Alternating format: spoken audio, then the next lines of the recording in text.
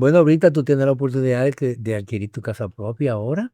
Tú que tienes el deseo de adquirir tu casa, tu vivienda. ¿Qué Porque el tenemos? Banco de Reserva anunció al inicio ya de su Expo Hogar. Es un programa de financiamiento hipotecario a una tasa preferencial de un 8%. Óyelo bien, un 8% en financiamiento hipotecario para adquirir viviendas. Es Oh, un gran atractivo, muchas personas de clase media y de clase media baja y otros sectores que aspiran, todo el mundo aspira a tener una vivienda, una casa propia. Entonces, una de las dificultades cuando van a buscar el financiamiento, bueno, yo puedo hacer un esfuerzo, conseguir iniciar y darlo por este proyecto que me interesa, pero entonces los financiamientos se elevan mucho y a veces rebasan la capacidad económica de una persona de clase media para poder pagarlo. Entonces, esta facilidad que está dando el Banco de Reserva es una contribución muy importante para lograr una de las cosas que contribuyen más a la estabilidad y a la felicidad de un hogar. Cuando una familia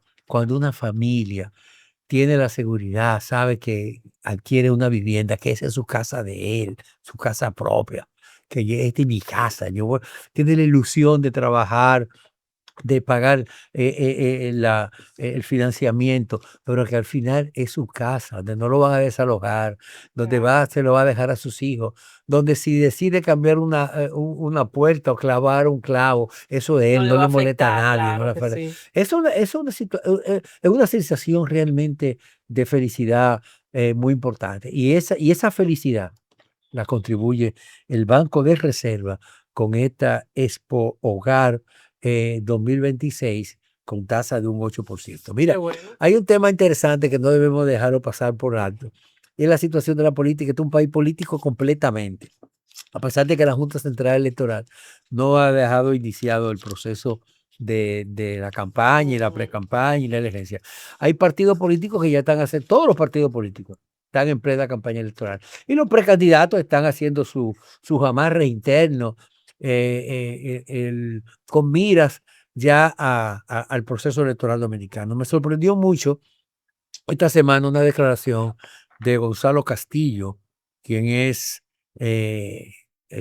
quien fue candidato Candidato a la presidencial presidencia. del Partido de la Liberación Dominicana y es uno de los precandidatos que desde el principio no estaba corriendo en la agenda, pero lo sacaron debajo de la manga y lo presentaron como candidato y ha logrado concitar mucha simpatía a lo interno de ese partido. Sí. De hecho, designó a otro dirigente tradicional de ese partido, a Sánchez Roa, que es muy conocido en la región sur, en el sur profundo del país, Adriano, yo creo que el agrónomo Adriano Sánchez Roa, como su coordinador para su candidatura en el sector agropecuario y en la parte sur. Entonces, yo me pongo a pensar, ¿cómo esta persona, sin iniciarse un proceso electoral, ya están designando coordinadores y están en plena campaña haciendo aprestos políticos? A pesar de que la Junta Central Electoral, y en esto sí hay que reconocer a la Junta, hizo un llamado al propio Partido de la Liberación Dominicana esta semana, que fue un revés para las candidaturas de ese partido, diciendo que esa reunión que ellos están haciendo y ese proceso interno disfrazado de cogencia de candidatos no será reconocido por la Junta Central Electoral y que esa selección que ellos anuncian para el próximo octubre tampoco cumple con el calendario ni los requerimientos establecidos por la Junta Central Electoral para el proceso que ha de realizarse en el año 2028. Y eso es bueno que se haga. Y no tan solo en el caso del PLD, sino también de la Fuerza del Pueblo, del propio Partido Revolucionario Moderno, que vemos que los precandidatos ya están también lanzados al terreno. Ahí vemos el activismo de Carolina Mejía, vemos también de Wellington Arnaud, vemos también el de David Collado, entre otros. Bueno, pero realmente eso hay que frenarlo y que las cosas se hagan como está establecido. Sí, pero también desde ahora llamarle la atención a los precandidatos que una vez se inicie la campaña, Que por favor cambien la temática de que tengan que utilizar un día de la semana, un día donde haya mucha movilización vehicular y tener ese cúmulo de vehículos con esas insignias, con sus campañas, porque realmente es muy agotador tener que estar lidiando con esas bocinotas en los barrios, en las avenidas, en todas las avenidas principales por lo menos de aquí de la capital, y tener ese conjunto de gente que cambien la temática de cuando vayan a hacer esas reuniones o actividades proselitistas, las realicen más los fines de semana, días feriados o a una hora prudente, porque la gente realmente se agota. No lo van a decir a puertas abiertas, pero sí es agotador las campañas abiertas así y utilizar los espacios Mira, públicos para eso.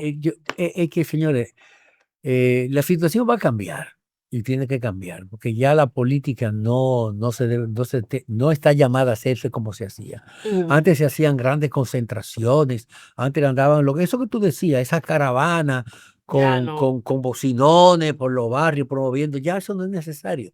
Yo creo que ahora Utilizar los espacios la abiertos, herramienta claro. fundamental para una campaña proselitista es este aparatito. Y los espacios No, este abiertos. aparatito, todo se va a realizar por las redes sociales, por internet, por la comunicación personal. Ahí es que se está, y eso es lo que se hace en todos los países del mundo ya. Mm. Ya eso de poner grandes pancartas y hacer promoción y cosas. No te voy a decir que no pongan algunas pancartas en la calle y pongan, pero ya esas grandes concentraciones, ya eso son cosas del pasado. Y más, yo puedo vaticinar que esta en la del próximo 2028 va a ser las últimas elecciones tradicionales que se van a celebrar en el Entonces país. eso va a marcar un antes y un Va a ser, después en la historia. porque ya la gente no va a ir y que incluso se va a votar de tu celular, tu votas. No va a tener que ir a una casilla. Todo, un algoritmo va a determinar quién va a ser el presidente de la República. ¿Podrá Y que funcionar el voto electrónico en nuestro país? hacia eso va. Y yo creo que a propósito de eso, que es necesario que se revise la ley de partidos, que se revise el código electoral. Porque una de las limitaciones que tiene, por ejemplo, la Junta Central Electoral es que no tiene, la ley limita mucho la fiscalización de los recursos que se otorgan a los partidos. En el país se destinan del Esas grandes presupuesto nacional sumas exorbitantes, dos yo nunca mil las he quinientos entendido. millones de pesos se le entrega a los Wow. partidos políticos. Y cuando viene la campaña electoral, eso se duplica, la cantidad de recursos que se utiliza a los partidos políticos para ese fin. Entonces, la Cámara de Cuentas, que es la que está llamada también a auditar a los partidos políticos, nunca la ha hecho, tiene décadas que no se hace una auditoría en los partidos políticos. Los partidos políticos reciben dinero del gobierno, reciben dinero, digo, de los contribuyentes del Estado a través de la Claro. Junta Central Electoral, reciben dinero de Hay que contribuyentes transparentar y de eso. empresarios, reciben dinero de todo el mundo. Usted sabe que hasta del narcotráfico Mm, y dineros ilícitos los recibe el partido político, pero no se rinde cuenta. Pero no es decir, bueno, yo recibí tantos millones y lo gasté en esto. No, es que se audite, que se vea si realmente se utilizó para eso mm.